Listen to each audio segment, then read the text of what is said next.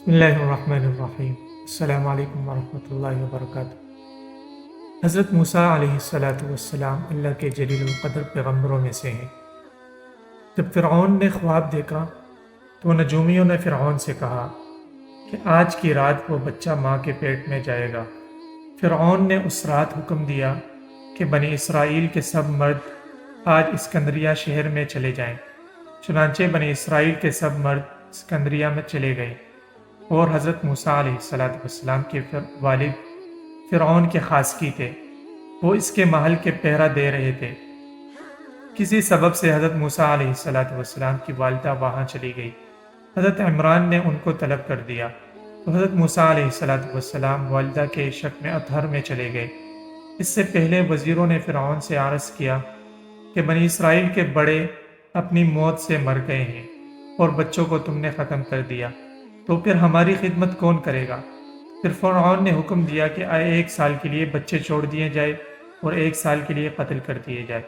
معافی کے سال حضرت ہارون علیہ السلام پیدا ہوئے اور جس سال میں بچے قتل ہوتے تھے اس میں حضرت موسیٰ علیہ السلام کی ولادت ہوئی۔ تو فرعون نے کوتوال پر سختی کی تو اس نے پیادوں پر سختی کی۔ تو پیادوں نے کہا کہ ہم نے ایک گھر میں صرف دائی کی بات پر اعتبار کیا ہے اور زیادہ تحقیق نہیں کی۔ تو کوتوال کے حکم پر یہ عمران کے گھر میں گھس آئے۔ اس وقت حضرت موسیٰ علیہ السلام اپنی بڑی بہن کی گود میں تھے جس کا نام مریم تھا۔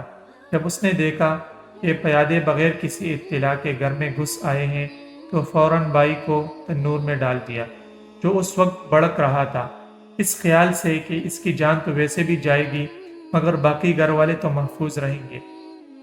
جب پیادوں نے خوب تسلی کر لی کہ گھر میں کوئی لڑکا موجود نہیں ہے اور تنور کو نہ دیکھا اور واپس چلے گئے۔ ادھر آپ علیہ السلام کی والدہ فرط غم میں بے ہوش ہو گئی تھی۔ ہوش آنے پر بیٹی سے بچے کے بارے میں پوچھا تو اس نے کہا کہ میں نے اس کو جلتے تنور میں ڈال دیا تھا۔ تو ان کے غم میں مزید اضافہ ہو گیا۔ یکا یک تنور سے آواز آئی کہ اے اماں جان، غم نہ کھا، اللہ نے جس طرح حضرت ابراہیم علیہ السلام پر آگ کو سرد کر دیا تھا اسی طرح مجھ پر بھی سرد کر دیا ہے۔ چنانچہ انہوں نے آپ علیہ السلام کو تنور سے باہر نکال دیا۔ اس وقت آپ علیہ السلام کی عمر 40 دن کی تھی۔ حضرت موسیٰ علیہ السلام کی والدہ نے اپنے گھر میں مشورہ کیا کہ آخر یہ بچہ ہی ہے، آواز نکالے گا، اور فرعون کے پیادے گھر گھر تلاشی لے رہے تھے، اس کی آواز سن لیں گے تو اس کو بھی اور ہم سب کو بھی قتل کر دیں گے۔ بہتر یہ ہے کہ اس کو صندوق میں رکھ کر دریائے نیل میں چھوڑ دیں، کسی گاؤں میں چلا جائے گا، یہ زندہ بھی رہے گا اور ہم بھی فرعون کے خوف سے نجات پا لیں گے۔ اور ادھر اللہ تعالیٰ نے بھی آپ علیہ السلام کی والدہ کو یہ بات القاء کر دی جیسا کہ ارشاد باری تعالیٰ ہے، اور ہم نے والدہ موسیٰ کو الہام کیا کہ تو موسیٰ علیہ السلام کو دودھ پلا، جب اس کی نسبت کوئی خطرہ محسوس کرے تو اس کو دریا میں ڈال دینا اور پریشان نہ ہونا اور نہ اندیشہ کرنا، یقیناً ہم اس کو تیری طرف واپس لوٹا دیں گے اور اس کو پیغمبروں میں سے کر دیں گے۔ تفسیر عزیزی میں ہے کہ سانون نامی ایک بڑئی سے والدہ حضرت موسیٰ علیہ السلام نے کہا کہ ہم کو ایک صندوق اس قدر بچے کی لمبائی دیکھ کر طول و عرض میں چاہیے اور تختوں کو اس طرح ملانا کہ پانی اندر نہ جائے۔ بڑئی کے پوچھنے پر موسیٰ علیہ السلام کی والدہ نے بتا دیا کہ ہمارے ہاں ایک لڑکا پیدا ہوا ہے، ہم چاہتے ہیں کہ اس کو دریائے نیل میں چھوڑ دیں، کہیں ایسا نہ ہو کہ فرعون کو اس کی اطلاع ہو جائے اور اس کے ساتھ ہمیں بھی مار ڈالے۔ بڑئی نے وعدہ بھی کر لیا کہ میں کسی سے کچھ نہ کہوں گا اور یہ کام پوشیدہ کروں گا۔ جب یہ اپنے گھر گیا تو سنا کہ فرعون کا منادی آواز لگا رہا ہے، جو شخص ہمیں اس لڑکے کا پتہ بتا دے جو ان دنوں بنی اسرائیل میں پیدا ہوا ہے تو اس کو اتنا انعام دیا جائے گا۔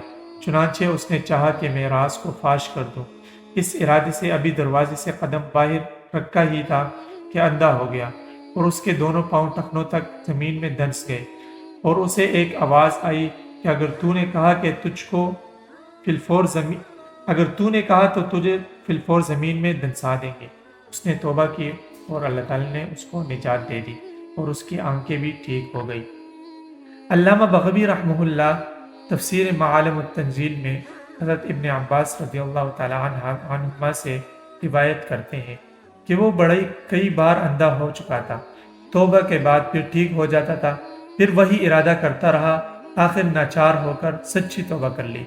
پھر اس نے راتوں رات صندوق تیار کر کے حضرت موسیٰ علیہ السلام کی خدمت میں حضرت موسیٰ علیہ السلام کی والدہ کی خدمت میں پہنچا دیا۔ حضرت موسیٰ علیہ السلام کی والدہ نے اس کو مزدوری دینا چاہی تو کہنے لگا کہ اس خوش نصیب بچے کا ایک مرتبہ دیدار کرا دو، یہی میری اجرت ہے۔ جب اس نے حضرت موسیٰ علیہ السلام کو دیکھا تو اپنی آنکھیں ان کے قدموں پر ملی اور رخصت ہو گیا۔ سب سے پہلے جو شخص حضرت موسیٰ علیہ السلام پر ایمان لایا وہ یہی بڑئی تھا۔ ابن کثیر میں ہے کہ حضرت موسیٰ علیہ السلام کی والدہ نے حضرت موسیٰ علیہ السلام کو اس صندوق میں رکھ دیا، دودھ پلا کر اس صندوق میں سلا دیتی، جہاں کہیں ایسا ڈراؤنا موقع آتا صندوق کو دریا میں بہا دیتی اور ایک ڈوری سے اسے باندھ رکھا تھا۔ خوف ٹل جانے کے بعد اسے کھینچ لیتی۔ ایک مرتبہ ایک شخص گھر میں آنے لگا جس سے بہت دہشت ہونے لگی، دوڑ کر اٹھی اور بچے کو صندوق میں لٹا کر دریا میں ڈال دیا۔ جلدی اور گھبراہٹ میں ڈوری باندھنا بھول گئی تھی۔ صندوق پانی کے موجوں کے ساتھ زور سے بہنے لگا۔ تفسیر عزیزی میں ہے کہ حضرت موسیٰ علیہ السلام کی والدہ نے آپ کی بہن سے فرمایا کہ تو اس صندوق کے پیچھے جا اور دیکھتی رہ کہ کہاں جاتا ہے، اگر شہر کے کنارے سے علیحدہ ہو گیا تو ہماری خاطر جمع ہوگی، اور اگر شہر کے افراد میں سے کسی نے اس کو اٹھا لیا تو یقین ہے کہ وہ بادشاہ کے پاس جائے گا۔ چنانچہ آپ کی ہمشیرہ صندوق کو دیکھتی ہوئی انجان بن کر دریا کے کنارے کنارے چلتی رہی تھی۔ وہ صندوق دریا کے درمیان میں سے نکل کر اس نہر میں چلا گیا جسے فرعون کو دبا کر نیل سے اپنے باغ میں لے گیا تھا۔ اس کا نام عین الشمس رکھا تھا۔ صندوق پانی میں بہتا ہوا فرعون کے باغ میں جا پہنچا۔ اس وقت فرعون باغ کی سیر کر رہا تھا۔ اس کے ہمراہ اس کی اہلیہ آسیہ، اس کی بیوی کا جو نام ہے، اس کے پاس تھی، اور لڑکی کے علاوہ محل کے اور افراد بھی تھے۔ جب سب نے دیکھا کہ ایک صندوق نہر میں آ رہا ہے، لوگ دوڑے دوڑے اسے اٹھا کر فرعون کے پاس لے گئے۔ حضرت موسیٰ علیہ السلام کی بہن نے جب یہ دیکھا تو گھر جا کر والدہ کو اطلاع دے دی۔ والدہ یہ سن کر غم سے نڈال ہو گئی، تو اللہ جل شانہ نے تسلی دی کہ ہم اسے تیری طرف اٹھا دیں گے اور ہم اس کو رسول بنا دیں گے، آپ کوئی فکر نہ کریں۔ مزید اس طرح کی ویڈیوز دیکھنے کے لیے ہمارے چینل کو سبسکرائب کیجیے اور بیل آئیکن کو بھی ساتھ پریس کیجیے تاکہ نئی آنے والی ہر ویڈیو آپ تک بروقت پہنچ سکے۔ السلام۔